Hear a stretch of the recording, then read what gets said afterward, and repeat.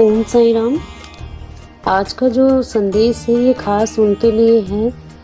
ऐसे बहुत से लोग हैं जिनके मन में ये सवाल होता है कि बाबा को हम बहुत मानते हैं, बहुत टाइम हो गया है, पर बाबा हमारी प्रार्थना नहीं सुन रहे हैं। बाबा हमारी प्रार्थना क्यों नहीं सुन रहे हैं? तो ये संदेश खास उन्हीं लोगों के लिए जो बाबा को मानते हैं पर वो परेशान रहते हैं, दुखी रहते हैं, कहते हैं बाबा हमारी प्रार्थना नहीं सुन रहे हैं, हम बाबा को बहुत मानते हैं। बाबा कहते हैं मेरे बच्चे, तो मुझे सुख में भले ही ना याद करो पर दुख में मुझे ज़रूर याद करना। जो भी होता है वो हमारे पूर्व जन्मों के कर्मों के कारण ही होता है।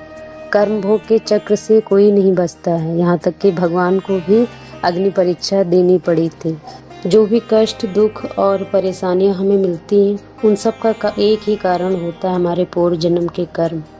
जब तक हमारे पूर्व जन्म के कर्म नहीं कटते हैं तब तक हमें दुख तकलीफ़ें आती ही रहेंगी। पर अगर साईं बाबा के भक्त हैं आप तो निश्चिंत होकर साईं बाबा की शरण में रहना चाहिए।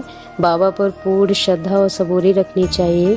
साईं बाबा ने अपनी सच्चरित में बोला है, मेरे भक्त पर आने वाला प्रत्येक कष्ट मुझसे होकर गुजरता है, उसके बाद मेरे भक्त के पास पहुंचता है। मैं अपने भक्तों के कष्टों को कम कर देता हूँ। ये फ़कीर जिसका एक बार हो जाता है उसका जन्म जन्मांतर तक साथ निभाता है। जब भी ज़िंदगी में अंधकार छाने लगे, जब कोई रास्ता नज़र नहीं आए, तब अपने सभी दुखों को, अपनी परेशानियों को बाबा के चरणों में समर्पित कर देना चाहिए और बाबा पर पूर्ण श्रद्धा रखनी चाहिए।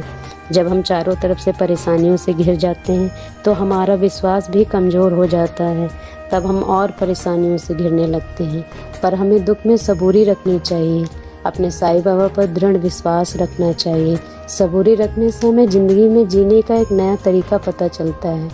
सबूरी रखने से आपको वो सब कुछ ज़िंदगी में मिलेगा जो आप पाना चाहते हो। साईं बाबा ने हमें 2 ही मंत्र दिए हैं, श्रद्धा और सबूरी। जिसने भी इन मंत्रों का पालन किया है उसे ज़िंदगी में सब कुछ मिला है। हमें नहीं पता होता है आगे क्या होगा, भविष्य कैसा होगा।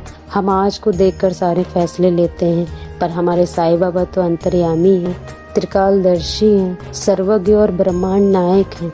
उनको हमारा भविष्य पता है, इसलिए जो भी होता है हमारे अच्छे के लिए ही होता है। दुख और तकलीफ़ें आएँ तो हमें घबराना नहीं चाहिए। बाबा हमेशा हमारे भविष्य को देखकर ही सारे फैसले लेते हैं। प्रत्येक दुख हमें अपने ईश्वर के और करीब ले जाता है। भाव विभोर होकर लिया गया प्रत्येक साईं नाम आपकी ज़िंदगी खुशियों से भर देगा। जब भी कष्ट, दुख आए, हमें अपने साईं पर पूर्ण श्रद्धा रखकर धैर्य धारण कर आगे बढ़ते रहना चाहिए।